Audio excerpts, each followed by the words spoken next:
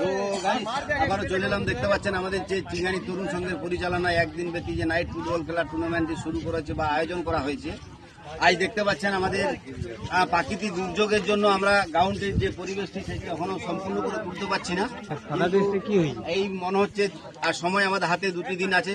তো এই 2টি দিনের মধ্যে আমরা সম্পূর্ণ করতে চাই। আমাদের যে দর্শক বা আমাদের যে কর্মকর্তারা এসেছেন বা আমাদের যে সদস্যরা আছেন সকলে এসে খুবই দ্রুত মানবতার খাতিরে দ্রুতের সাথে কাজটি করছেন।